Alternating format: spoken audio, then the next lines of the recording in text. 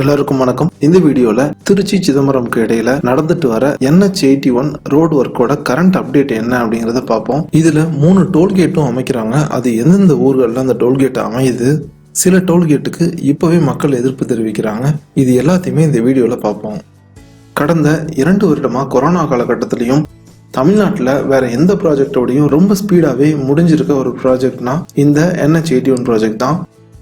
இந்த NH81ஓட project value பார்த்தீங்கன்னா கிட்டத்தட்ட ஒரு 3000 கோடி வந்துடுது. இதை மத்திய அரசோட பாரத் மாலா திட்டத்தோட ஒரு பகுதியாக தான் இங்கே செய்கிறாங்க. NH81ஓட லெங்த் பார்த்தீங்கன்னா 134 கிலோமீட்டர். இது தமிழ்நாட்டோட திருச்சி, அரியலூர் மற்றும் கடலூர் இந்த 3 மாவட்டங்கள் வழியாக போகுது. இந்த ப்ராஜெக்டை மொத்தம் 3 பேக்கேஜஸாக பண்ணியிருக்காங்க. அதாவது திருச்சியிலிருந்து கல்லகம் வரைக்கும், கல்லகத்திலிருந்து மீன்சுருட்டி வரைக்கும், திரும்ப மீன்சுருட்டியிலிருந்து சிதம்பரம் வரைக்கும். இதை பேக்கேஜ் 1, 2, 3 அப்படின்னு டிவைட் பண்ணியிருக்காங்க. இதில் பேக்கேஜ் 1 அண்ட் பேக்கேஜ் 2ஓட ஒர்க் ஆல்மோஸ்ட் 98% வந்து கம்ப்ளீட் ஆகிடுச்சு. பேக்கேஜ் 3யை பொறுத்த வரைக்கும் மீன்சுருட்டி டு சிதம்பரம் இதில் ஒரு 25% ஆஃப் ஒர்க் வந்து கம்ப்ளீட் ஆகிருக்கு. இந்த ஒர்க் கொஞ்சம் டிலேவாக நடந்ததுக்கு காரணம் இங்கே லேண்ட் அக்விசிஷன் பண்ணுறதுல நிறைய இஷ்யூ வந்துச்சு. அதெல்லாம் சால்வ் பண்ணி ஓவர் கம் பண்ணிவிட்டு திரும்ப ப்ராஜெக்டை ஸ்டார்ட் பண்ணுறதுக்கு கொஞ்சம் டைம் டிலே ஆகிடுச்சு. PIU அதாவது ப்ராஜெக்ட் இம்ப்ளிமெண்டேஷன் யூனிட் இவங்க இந்த ப்ராஜெக்டை அப்சர்வ் பண்ணி ஒரு அறிக்கையை கொடுத்துருக்காங்க. அதில் இவங்க என்ன சொல்லியிருக்காங்க அப்படின்னா, பேக்கேஜ் 1 அண்ட் பேக்கேஜ் 2ஓட ஒர்க்கு கம்ப்ளீட்டாகவே முடிஞ்சிருச்சு. இதில் இன்னும் பெண்டிங் அப்படின்னு நீங்கள் பார்த்தீங்கன்னா, கல்லகமில் ஒரு ரயில்வே ஓவர் பிரிட்ஜ் வருது. அந்த ஒர்க் மட்டும் இன்னும் கொஞ்சம் பெண்டிங்கில் இருக்குது. இதை தவிர மீதி இந்த 2 பேக்கேஜில் எல்லா ஒர்க்குமே கம்ப்ளீட்டாக முடிஞ்சிச்சு.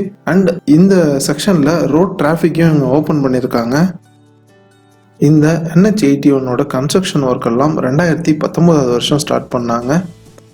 மொத்தம் இருக்கிற 134 கிலோமீட்டரில் முதல் 50 கிலோமீட்டர் பார்த்தீங்கன்னா இதை 4 வழிச்சாலையும், மீதம் இருக்கிற 84 கிலோமீட்டர் வந்து இதை 2 வழிச்சாலையாகவும் தான் இம்ப்ளிமெண்ட் பண்ணுறாங்க.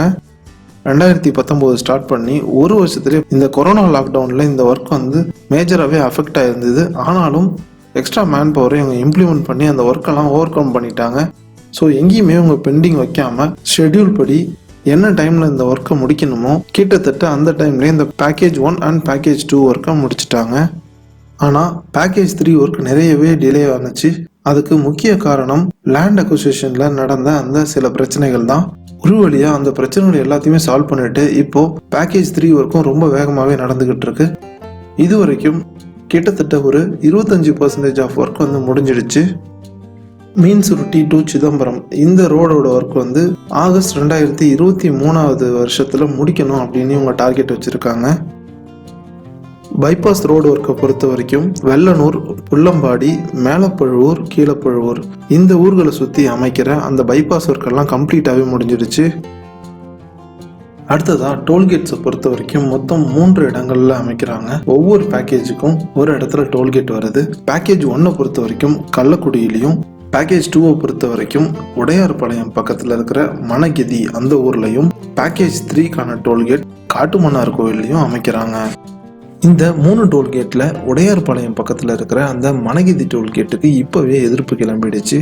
அதுக்கு முக்கிய காரணம் சில மாதங்கள் முன்னாடி மத்திய அமைச்சர் பாராளுமன்றத்தில் ஒரு அறிக்கை கொடுக்குறாங்க. அதாவது ஒரு டோல்கேட் அமைகிற இடத்துல இருந்து 60 கிலோமீட்டருக்குள்ள இரண்டாவதா இன்னொரு டோல்கேட் இருக்காது அப்படிங்கிறது. ஆனா கள்ளக்குடி டோல்கேட்ல இருந்து இந்த மணகிதி டோல்கேட் வெறும் 40 கிலோமீட்டரும், பெரம்பலூர் பக்கத்துல இருக்கிற குன்னம் டோல்கேட்ல இருந்து இந்த மணகிதி டோல்கேட் 45 கிலோமீட்டர் தொலைவிலும் இருக்கு.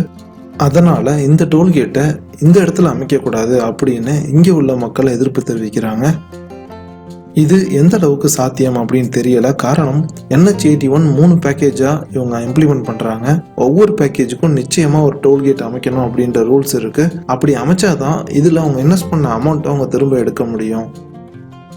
திருச்சி டு சென்னை போற NH38, திருச்சி டு சிதம்பரம் போற NH81 இந்த 2 ரோடும் இன்டர்செக்ட் ஆகிற இடத்துல ஒரு ட்ரம்பட் ஃப்ளைஓவர் அமைக்கிறதா பிளான் இருந்துச்சு. அந்த ஒர்க் தான் கடைசியா பெண்டிங் இருந்தது. அந்த ஒர்க்கும் இப்போ கம்ப்ளீட்டாகவே முடிச்சிட்டாங்க. இந்த NH81 கம்ப்ளீட் ஆனிச்சுன்னா அதுல முதல்ல பெனிஃபிட் ஆகிறது அரியலூர் பகுதியில் இருக்கிற சிமெண்ட் இண்டஸ்ட்ரீஸ் தான். காரணம் ஏற்கனவே இருந்த அந்த நேரோ ரோட்ஸால நிறைய ஆக்சிடென்ட் நடந்தது. அதே போல இங்க ப்ரொடக்ஷன் ஆகிற சிமெண்ட்டை விரைவா எடுத்துட்டு போறதுக்கும் முன்னாடி இருந்த ரோட்ஸோட இன்ஃப்ராஸ்ட்ரக்சர் போதுமானதா இல்லை.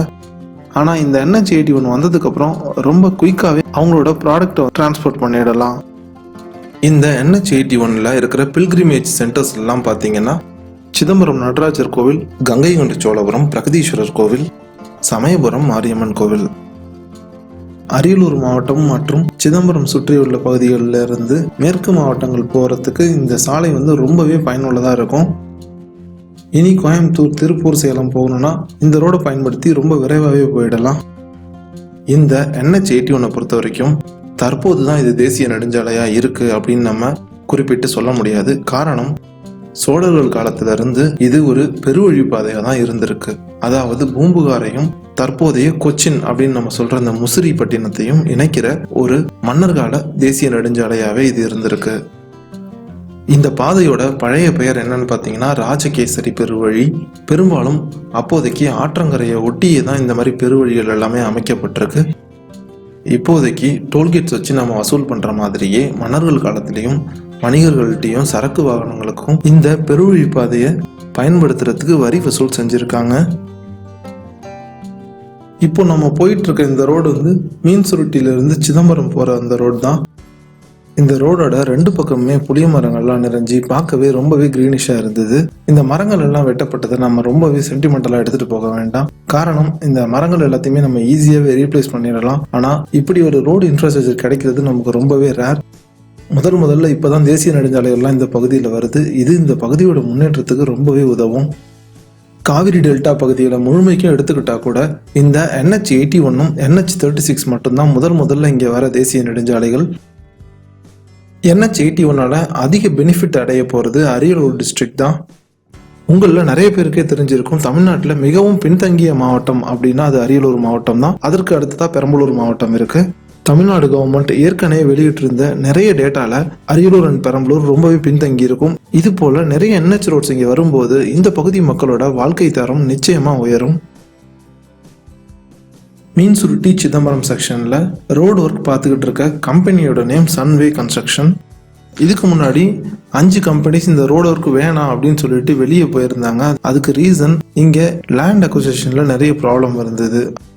இந்த ப்ராஜெக்டை அவாய்ட் பண்ண அந்த 5 கம்பெனிஸ்லாம் எது அப்படின்னு பார்த்தீங்கன்னா ஓரியண்டல் ஸ்ட்ரக்சர் இன்ஜினியர்ஸ், சீட்டாக் enterprises, KNR construction, Sadbhav infrastructure projects, IRB infrastructure developers and modern road makers.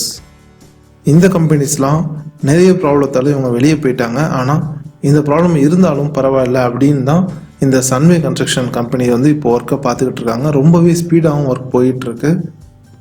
நிச்சயமா இவங்க ஃபிக்ஸ் பண்ணியிருக்கிற டார்கெட் டேட்டான ஆகஸ்ட் 2023 இந்த ப்ராஜெக்ட் கம்ப்ளீட்டாகவே முடிஞ்சிடும் அப்படின்னு நம்ம எதிர்பார்க்கலாம்.